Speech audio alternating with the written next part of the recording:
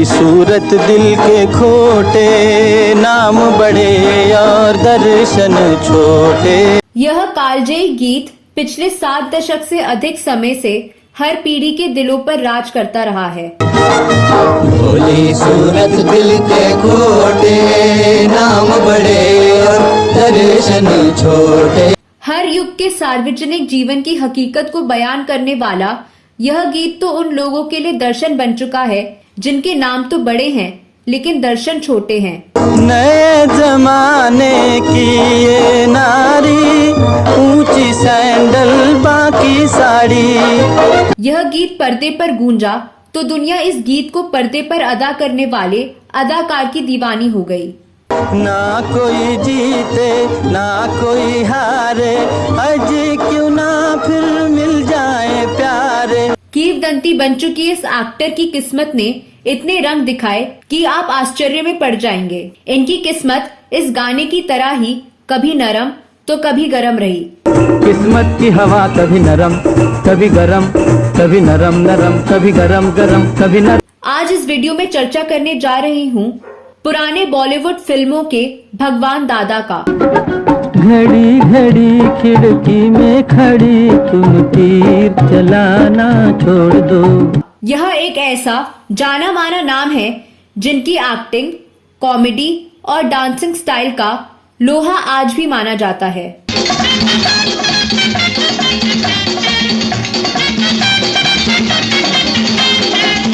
लेकिन अभिनय की दुनिया के भगवान माने जाने वाले इस महान अदाकार का जीवन इतना उतार चढ़ाव भरा रहा जिसके बारे में जानकर आप दंग रह जाएंगे। पैसे पैसे को जवानी मेरी तरह से, सोते सोते उठ जाऊं बिस्तर से। तो आप बने रहिए हमारे साथ। आपने अगर हमारे चैनल क्लासिक एरा को सब्सक्राइब नहीं किया है तो तत्काल सब्सक्राइब कर लें। तो चलिए वीडियो की तरफ।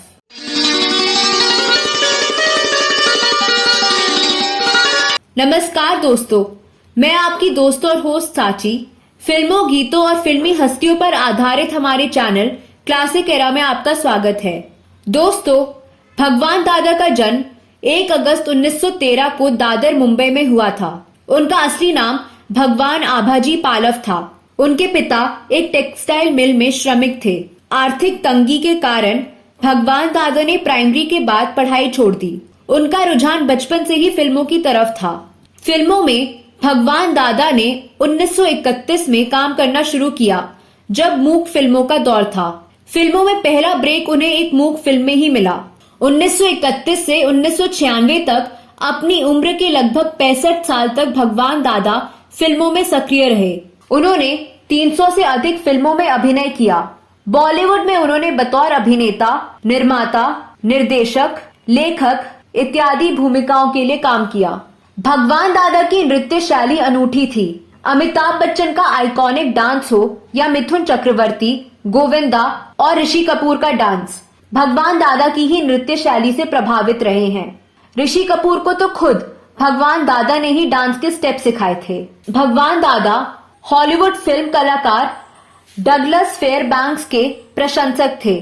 डगलस से प्रेरित होकर भगवान दादा अपनी फिल्मों में स्टंट सीन भी खुद ही करते थे। अपनी फिल्मों के सीन में रियलिटी के लिए वो कुछ भी करने को तैयार रहते थे। एक रियलिटी एक्टर के तौर पर उनकी काबिलियत का अंदाजा इससे भी लगाया जा सकता है कि पहली फिल्म में उन्होंने जब कुबड़े का रोल किया था, उसके बाद उन्हें 6 महीने तक काम इसलिए नहीं मिला क्योंकि उन्हें लोग सही में कुबड़ा समझने लगे। भगवान दादा की फिल्मों की लिस्ट लंबी है, जिनमें अलबेला, झनक झनक पायल बाजे, श्री कृष्ण लीला, राम राम गंगा राम, भागम भाग, भूला भटका, फरार, शंकर शंभू, खेल खिलाड़ी का, चाचा भतीजा, झूठा सच, रामकली, लवर बॉय, काली बस्ती, फर्ज की जंग, गैर कानूनी, पापी फरिश्ते, चोरी चोरी, स्त्री इत्यादि जैसी कई कामयाब फिल्में शामिल हैं। तुम अरबों का हेर फेर करने वाले राम जी, 1.25 लाख की लॉटरी भेजो अपने भी नाम जी। अलबेला भगवान दादा की जबरदस्त कामयाबी वाली सबसे हिट फिल्म थी, जिसने उन्हें काफी पैसा और रुतबा दिलाया।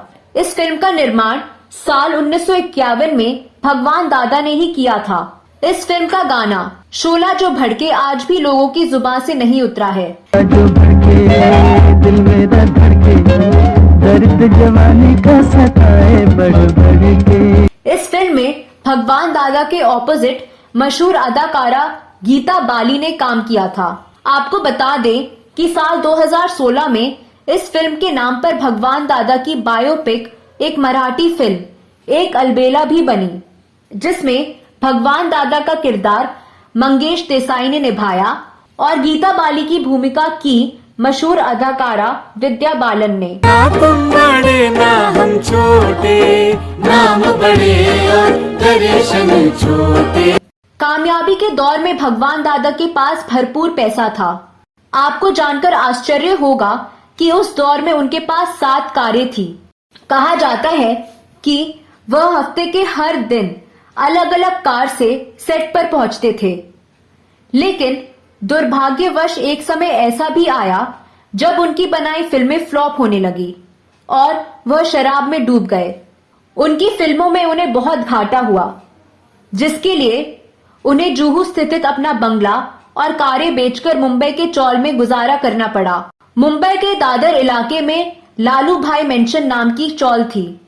गणपति विसर्जन के दौरान इधर से निकलने वाली जुलूस भगवान दादा के इस चौल के सामने रुका करते थे और भगवान दादा की सुपरहिट डांस वाली फिल्म अलबेला का उनका गाना भोली सूरत दिल के खोटे गाने बजाते थे, जिस पर भगवान दादा अपनी चौल से निकलकर गणपति के सामने अपना वह खास डांस स्टेप करते और उसके बाद ही जुलूस आगे बढ़ता था।